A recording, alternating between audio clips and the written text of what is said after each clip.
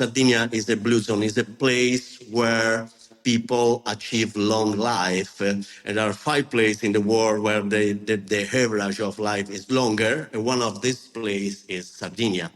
Antonio Argiolas, who found the winery Argiolas in 1938, died when he was 103 years old. And we have the main testimonial of their longevity. Welcome to this special Clubhouse session of the Italian Wine Podcast. Listen in as members of the Italian wine community engage in fascinating conversations about contemporary wine topics.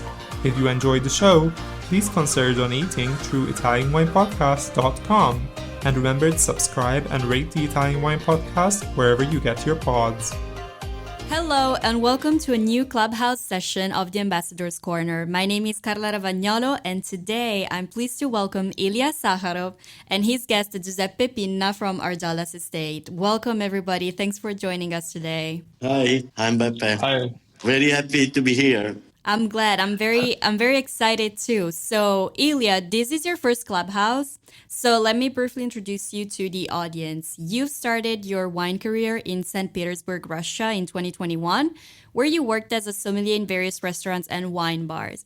You then relocated to Almaty in Kazakhstan, where you gained experience as import and distribution manager in a wine company. And during your first trips to Italy, you visited Argiolas. And after that, you decided to focus on Italian wine. That's when you attended and passed the Italian Wine Maestro course and achieved later on the title of Italian Wine Ambassador. 3 months ago, you relocated again from Almaty to Baku in Azerbaijan, where in addition to being the CEO of iWine Wine School, you have many other projects going on. Could you please tell us a little bit more about your projects? Ciao Carla, ciao Giuseppe again. Nice to meet but hear you for today. Thank you for invitation also. I think that we have got a lot of really interesting wine projects here in Baku. For example, in next week, from 9th to 15th December, we will organize Italian Wine Festival here in Baku during 7 days, We will do it together with Italian trade agency, ICA, as I correctly remember the name in Italian. Yes, and we will organize some masterclasses, some degustations, dinners, events, aperitivo parties, something like this.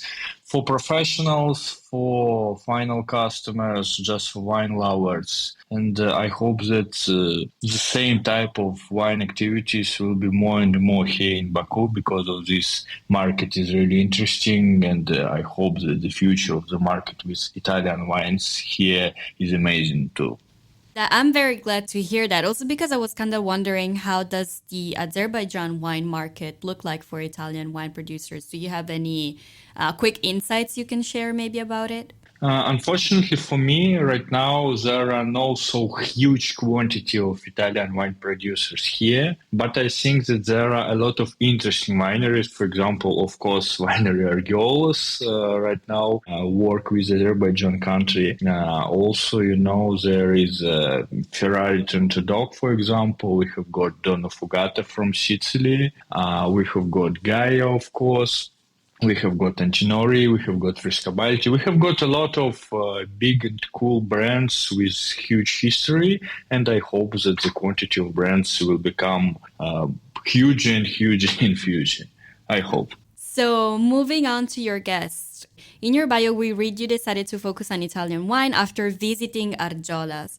Could we guess this is the reason why you decided to invite Giuseppe here with us today? I think that, of course, my previous visit to Argiolas Winery was one of the reasons, because of, as I already told until this interview started, that the level of hospitality by Giuseppe and by Argiolas was absolutely amazing. Because if you know that when I visited this winery, I was still live in Almaty, and I was a part of team of competitor company. Yes, and Argiolas Winery worked with our concurrents there in Almaty, but nevertheless, however, hospitality of Giuseppe and the Argiolas Winery was amazing.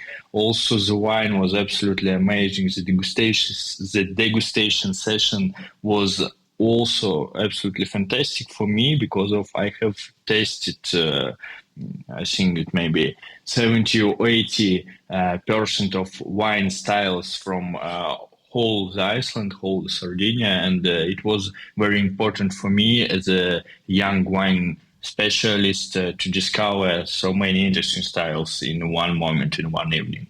So how did you actually discover, or when was the first time you heard of Argiolas wine?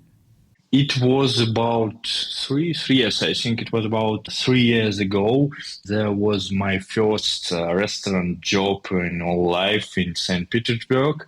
Name of restaurant was Mirula on Nevsky district, and we have got Vermentino named Mary from Argiolas, and this wine was just my first Vermentino in all my life, and of course first Vermentino from Sardinia and by Argiolas also. And I remember that I absolutely fall in love with this wine. I didn't know anything about the producer. I didn't know anything about the grape variety, about the Sardinia. I didn't know nothing, I think.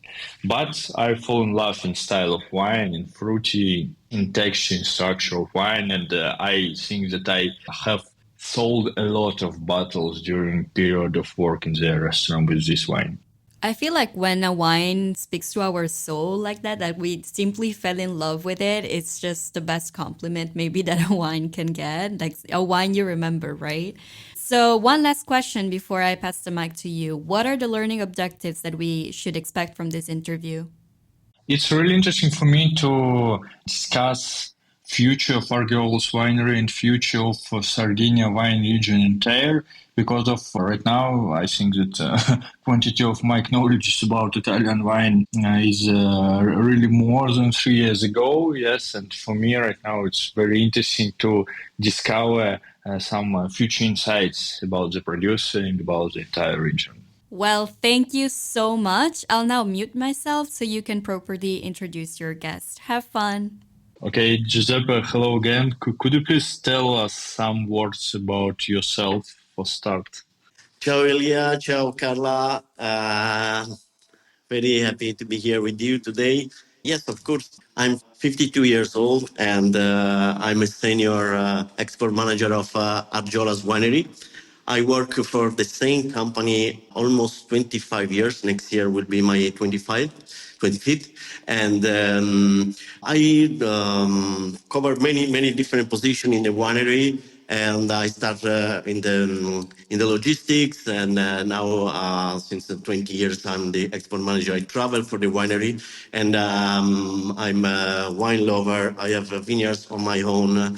I love to travel. I love the cross culture or the difference between all the culture of the world. And then when I travel, I never tired. I'm always happy. And wine is really 100% in my life. It sounds really good, and I think that wine is also it's about 70 or 80% of all my life. Okay, just for first short questions from me, just to introduce the evening. Could you please tell us and me about this vintage in the south of Sardinia? What do you think about it? What about the future? What about the potential of 2024 vintage? So thank you for asking. We're here in the south of Sardinia, and really is becoming a place of heroic agriculture, because in the last 3 years we didn't have any winter and there is absolutely lack of rain, and only 2 seasons, fall and summer, were here. And 2022 was a difficult vintage. 2023 was a difficult vintage, where 2024 was a very difficult vintage. We lost quantity because the summer start in April and finish in October. But you know, we know where we are. We are in the south, and we have special techniques to save the quality of our grapes. You know, everything starts from the grapes. No, this is the first commandment in wine business, in wine production, and we fight with the strong condition in simple things. It looks simple, but for example, irrigation. We have to irrigate. It's not forbidden in this part of the world. We need to irrigate, but we don't have enough water. The water is limited, firstly for the people, secondly for the animal, and third for the agriculture. And then we have amount of water that is not enough to irrigate all the 300 hectares of Argiolas vineyards. Then we have strategically decide where irrigate, when irrigate. And this was really a strong part that take a lot of time from March to July to understand when and where to irrigate. Secondly, we move the soil continuously in the vineyards because to have always the last 20 centimeter of soil always fresh, because if you don't do that, the soil becomes so strong, and then there are caves that are really deep, and the roots under aridity, and the vineyards died. Then we move the soil continuously every 2 weeks to have always fresh soil, and we left more foliage compared to the past, as the grapes can be on the shadows as much as possible. This was really a strong year, and another part it was that no treatment we need in this kind of year. The grape were blocked in the warm, and they grow slowly, but they achieve all the things because we did a great job. And when we harvest almost 15 days before the normal time, we receive in the winery very healthy grape. We lost almost 20% of the grapes, but especially in the red production that we harvest later than normal. But we are quite happy to confident that the quality of 2024 will be very good. And of course, less quantity in this time when with low consumer can be also another good things. Thank you a lot for reply. And Giuseppe, you have already told a lot about troubles of climate, yes, and about drought, about hot vintages, and troubles with this one. But maybe do you know, have Argiolas or some Sardinia universities, some other types of researching hubs now are trying to discover some more resistant to drought clones or biotypes of Sardinia native grape varieties, because of that future of climate changing right now in our world is not maybe so good as we want, and maybe it is one of way to help with this problem. What do you think? What do you know? Maybe some insights. Yes, of course. Especially Argiolas have a big vineyards called like the bibliothèque, because we have many different clones of our main grapes that are Vermentino and Canonnau. Vermentino, we have more than 20 different clones where we planted 50 different plants per clone. We do micro-vinification every year, and we understand which clone is better for different soils. And same for Canonnau. We have different clones that we take from all island of Sardinia. For example, in 2020, when we planted the new vineyards of Canonnau, we take the clones that we already have in this bibliothèque, that for the soil where we was going to plant the vineyards, it was the best clone for that kind of soil and exposition.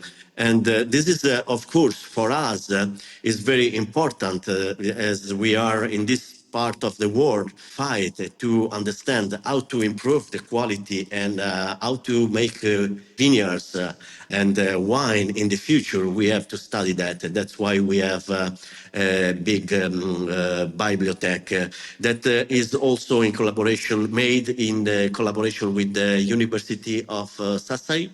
that is the North Sardinia University. And when we do the microvinification, the university do the analysis of every single clones, how they react, and they do like the identity card of every clones.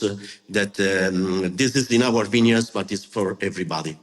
Thank you, Pepe. I think it's enough for this team, for this topic, and we could to switch for next one. Next one, questions by me is about Canonnau grape variety. There is a very big popularity of modern Spanish Garnacha style. Yes, wines by Commander projects and so on. Do you feel raising of attention to Canonnau too? Yes, and if you feel, what do you think about this one? Is this good or not? What is the future of this mix? Because if you know that, okay, maybe not the whole grape variety, but the Canonnau and Garnacha is maybe built biotypes or clones, but the general way is the same for both wines. Okay, yeah. Canonnau is the most cultivated grape in Sardinia, but we know that it's family of Grenache. But Ilia, don't tell to all Sardinian people that Grenache and Canonnau are the same. They will kill you. That's why historically we are a nation. It's an island. Sardinia is also a nation. This is a joke. Of course, we know that Grenache and Canonnau are from the same family, and we feel rise of attention in Canonnau in the last almost 15 years.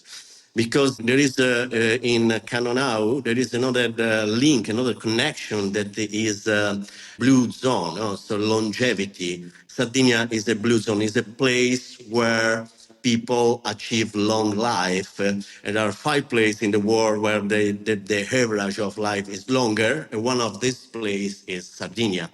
Antonio Argiolas, who found the winery Argiolas in 1938, died when he was 103 years old. And we have the main testimonial of the longevity in the winery. He was the chairman of the winery until the last day of his life because was able to understand. An healthy 100 years old man. And with this link, since 20 years ago, they started to study why Sardinia was a blue zone, a place with long life. There was a report that the resveratrol, polyphenol contained in the Canonnau helps a lot the people of Sardinia to achieve long life. This was, of course, a systemic thing. Many things helps to have long life, and no pollution, very quiet place, not too much stressful activity, manual work, but also what we eat and what we drink, especially Canonnau, are linked to the longevity.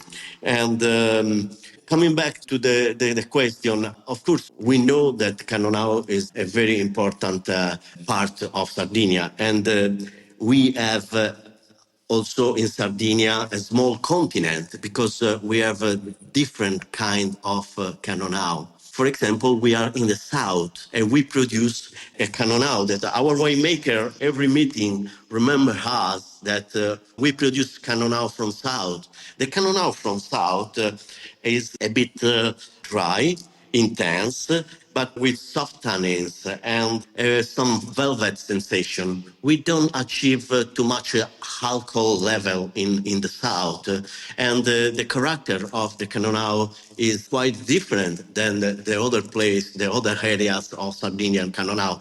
And we are very happy about that because in the same region we can qualify different kind of Canonnau. And of course we are happy that there is interest in Garnacha and in Canonnau, and we are happy because we can tell our particular history and demonstrate our identity is also quite interesting for the Grenache and Garnacha style. Giuseppe, during your telling this story, I remember that we have got the same conversation during our offline meeting some months ago, and you have already told me the story about Canonnau, polyphenols, and long life. And I have born the new question right now during your speech, because of, for me, in my mind, in my brain, the story you have already told some seconds ago, it sounds like really good, honest, and fair marketing speech for whole the world. Something like Canonnau is a wine for people which would like to have a very long life. Have you got some marketing program, some promotion program for from this point of view, from whole the Sardinia or Sardinia consortium or something like this? Because for me, in my mind, I think that this could be a big potential in this idea. Yeah, this is a true story. For sure, we have a good businessman in Sardinia, but we never use this kind of story as a marketing. It's a real story and it's true. And we have the proof in the winery because Antonio Argiolas, the founder, he lives under 103. But there is no a big project to promote as a marketing this. I tell all this story every time, and people is impressed. But we don't have a real marketing plan on this story. Okay. I understand you, but of course I understand that the story is fair, is true. Of course, no questions. I know. Okay, let's switch the question. And right now I have got the short question for today. Whole wine industry now, is not in very good condition because of quantity of customers, unfortunately, is declining. And there are a lot of the same stories about the whole wine industry. But there are some opinions that the future of wines and future of wine markets are in new markets, like India, like maybe new wave in China, some Latin America, something like this. What you in Argiolas think about it? Maybe have you got something new contracts or new partners in the non-classical part of the wine world? I call this time congestion of the market. No, that is the true that the consume drop down, the power of buying is lower, and as the export manager and as a seller and as a producer, we are forced to find a new solution. And one of the new solution is for sure find new markets. Another point is to follow up all the time in the classic market. But of course, we are trying to open new market. That is not easy. No, you know the story is better to maintain a customer than do a new one. But this year, as Argiolas, we scout a lot and we open new market in Peru, in Philippines, and we have new opening soon in 2025 that we are is the result of the job we are doing this year. And we have to promote. We have to start like we did 25 years ago in market that today are classic. We have to go there. We have to explain. We have to speak. Let them understand why selecting Argiola Sardinian wine or another one, and we have to reopen our jacket. We have to do what we did 25 years ago in the classic market, in the new market now. We in the strong times, in the worst time that we found new solution, and then I'm happy that this is a strong time, and we are trying to answer also as a producer, no, because. When I started in the winery Argiolas, I worked with Antonio, the founder. He was in life, and the second generation. We produced at that time medium-low level in big quantities. No, we tried to push the sales of Sardinian, Vermentino, Canonnau, a medium-low level. Okay, entry level. I don't know how you call it. When the third generation arrived, it was 15 years ago. We changed, and it was a really difficult time in 2008. There was also crisis, and we released in 15 years 8 different labels on specific, only autochthon wines and very easy drinking with a new identity for young guys from younger. And the third generation do something different than the previous one. And For the future, we also, with the third generation, we also have in project do some new wine. We don't want to make a no alcohol wine. No, that's low alcohol as much as possible. That for us, that we work in a warm place, is really a big deal. And then is where we are working now. It sounds really good. I think that it's your local style of less but better sense. I hope that you will have a good future for this strategy. Thank you. Another question from me is maybe not about, in fact, Argiolas, but about the whole Sardinia, especially about Canonnau. Another one not big, I think, has one huge trend all over the wine world is something like Burgundy style classification. MGA in Barolo and Barbaresca, UGA in Chianti Classica, Contradas in Etna, and so. Right now, I know just 3 subzones for Canonnau in Sardinia. Yes, it's Nepenthe di Aliena, Gerzo, and Capoferrata. But unfortunately, there is no really big blast of information about all of them, and also there are no discovered subzones, Premier Cru, Grand Cru, and J, something like this in whole Iceland. What do you think about it? Do you think that Sardinia have got also potential to discover single vineyard, single commons, single villages, something like this? Or your winery, and maybe do you know some information about your neighborhoods, think that this is no your way? The main answer of this question is that Sardinia produces very small quantity. Do you know, Ilia, how much is Sardinia in Italy? In total Italy, how much is the production of Sardinia? Unfortunately, I don't know the number, but I think that it's something about 5% maybe. No, it's less. It's 1.2%. That means that the production of Sardinia is very low, very small. And that's why we have some zones that as sub-regions on the Canonnau DOC that are not known. In this place, we produce the wines in centuries. But the big problem is the quantity. There is not enough quantity to distribute, and they prefer to drink all the wine in the area, in the sub-region, or in the highland. I say they because Argiolas, as a winery, we don't have any vineyards in these areas. And actually, we are not interested in go in this sub-region. We have enough to do in our village, that Serdiana is the name of our village, is the second village in Sardinia in terms of number of hectares of vineyards.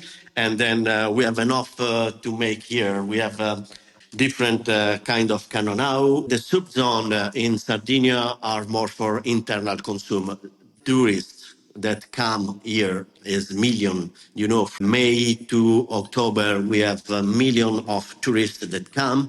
They really enjoy this kind of wine and they drink in the island, but there is not enough quantity to export to send to other outside to the island. Also, I think is the philosophy of this producer: sell all the wine in the highland and don't need to export to make money or they don't want to make more money for that. What we suggest is come to Sardinia and see Sardinia is a small continent. We have a lot of variety. For example, we have 400 kind of different breads.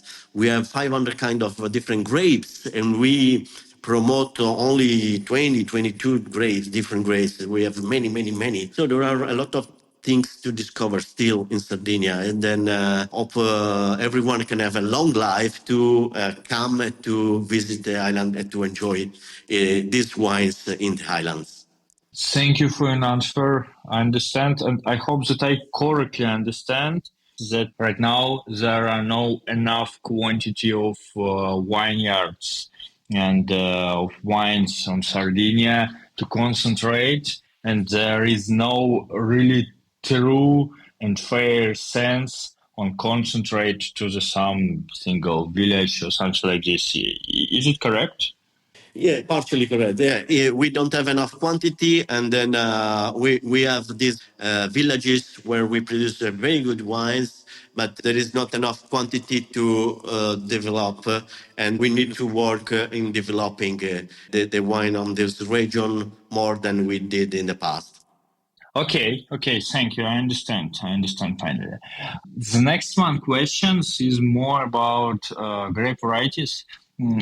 I remember your reply if I compare Garnacha and Canonnau, but I think that right now in the whole world, not wine professionals but final wine customers, on average understand what Carignan, Canonnau, and Vermentina are. But sorry, but I really think that average wine customers really don't know anything about Monica, Nuragus, Nasco, Semidano, and another type of local autochthonous Sardinia grape varieties. I understand that you, as a part of winery team, really hell and doesn't like to compare some local autochthonous varieties with other grape varieties.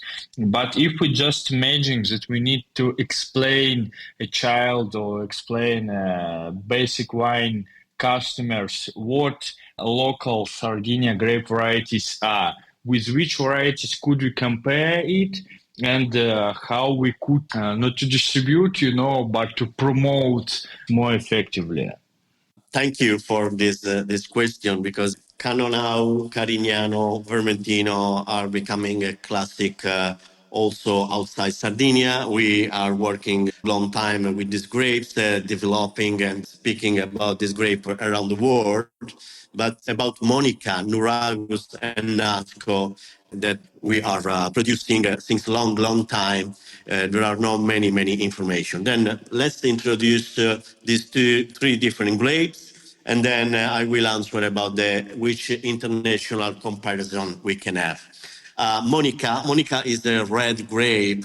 There are different opinion, but someone think that the Spanish people planted Monica in Sardinia in 12th centuries, but there is no connection with any grapes, no DNA similarity, no any information about any other grapes in the world. Then it's not connected to any grapes. And Monica is unique. And probably the second opinion that the Phoenician in the 8th century before Christ, they planted this red grape in the highland. And century by century, the grape develop and grow very easily in Sardinia. And it was the monks that planted this grape in the highland. The monks, in fact, we call monaci, and the grape is called Monica. Was the grape of the monks that they used to cultivate here to make the wine Monica. Is a grape that grown very well, and when we harvest, is purple blue color.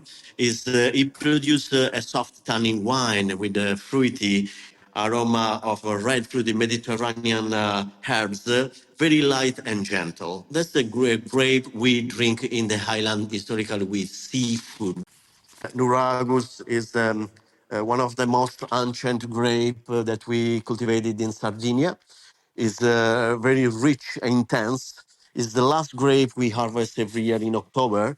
And is it as the grape is strong, also the wine have intensity, terpene intensity. Like when you taste the ancestral version of Nuragus, you will feel tannin sensations. And then we produce as Argiolas. In Uragus called Selegas, that is the name of a small village where we grow this grape.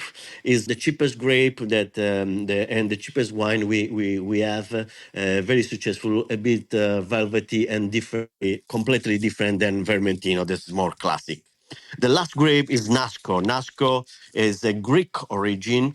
The name Nasco in ancient Greek means musk, no, the moss, the green grass that you have in the forest. And when you age the Nasco wine, you will feel some musky in the notes and the olfactory notes. Nasco is it was used to blend with other grapes for Vermentino, for example, to make more bold, intense Vermentino, but especially was used as the late harvest and appassimento to make sweet and dessert wine. We, as Argiolas, we produce Angelis, that is our dessert wine. But since 2009, Argiolas started to producing a dry version of Nasco. We started with a small quantity of 10,000 bottles, and today we produce more than 100,000 bottles. It was quite successful, and have some smell of yellow flowers, Mediterranean herbs, rosemary, thyme.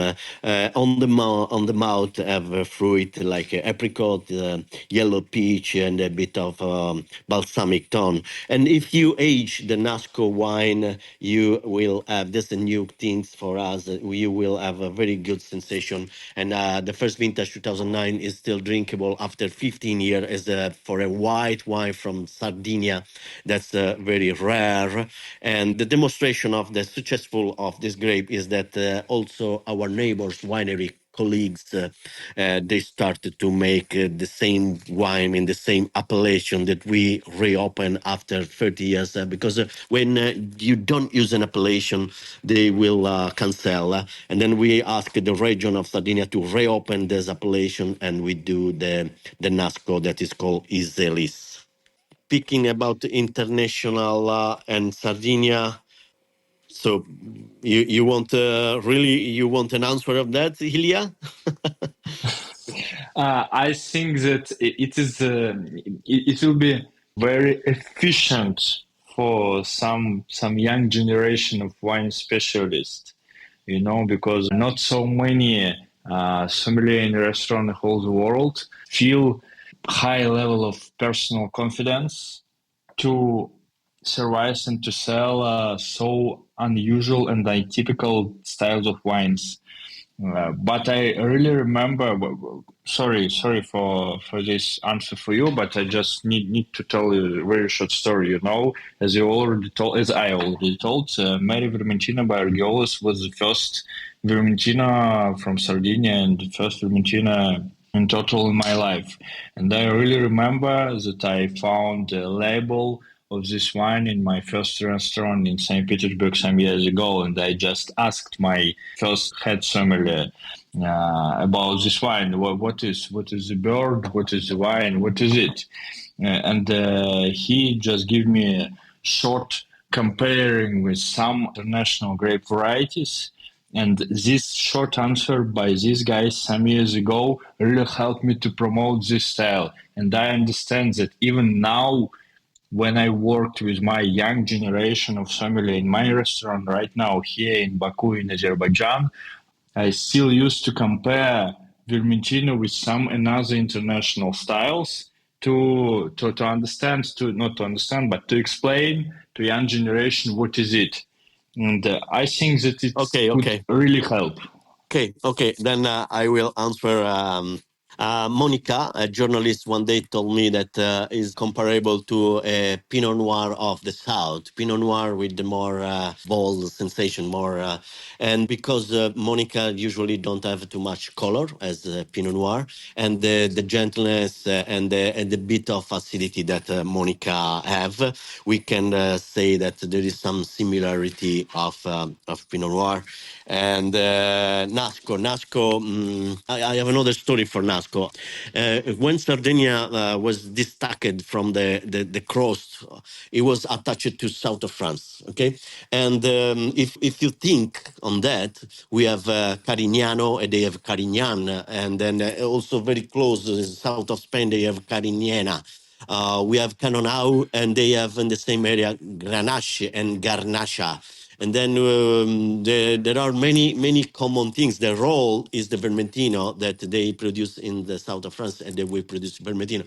that means that in the same we are more close to this kind of approach than I don't want to say that we are French, because we never be friend in terms of there is rivalry in between us, friendship but rivalry, and but Nasco, when turned a bit older, become like a Codrio, like a version of Codrio, and that is actually produced in the south of France, and then that's we can compare to the South France production.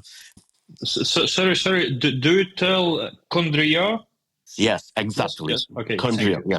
yes. And Nasco, when you age a bit, it's very, very similar. And also you can age, and you can have more you age, more you have a similarity with this. Okay, Giuseppe. I think that the time is unfortunately over. But I really want to say you thanks a lot for your time, for your participation. I don't know what about you, but for me, this hour was really important and really interesting. I hope that the information which you have already given to our guests was also interesting and important. And I really hope to see you again during the next edition of Win Italy in Verona. So thank you again for the invitation. I hope I'm happy you found this interesting, and that helps you for the develop of your career and for the future. Yes, of course, we will meet again in Verona, in Italy. And thank you to host us in this corner. And thank you everybody was listening. Thanks a lot. I agree with Ilia. This was a beautiful interview. I'm sure we all have a lot of questions still to ask you, but this will be just a perfect excuse to come see you either at Vinitaly or in Sardinia. So thank you, and that's it. That's a wrap. Thank you, everybody. I wish you a great day. Grazie tante. Ciao. Ciao, See you ciao. in Grazie mille. Goodbye. Ciao. Goodbye. Ciao. Listen to the Italian Wine Podcast wherever you get your podcasts. We're on SoundCloud, Apple Podcasts, Spotify, Himalaya FM, and more. Don't forget to subscribe and rate the show. If you enjoy listening, please consider donating through ItalianWinePodcast.com. Any amount helps cover equipment, production, and publication costs. Until next time, cin cin.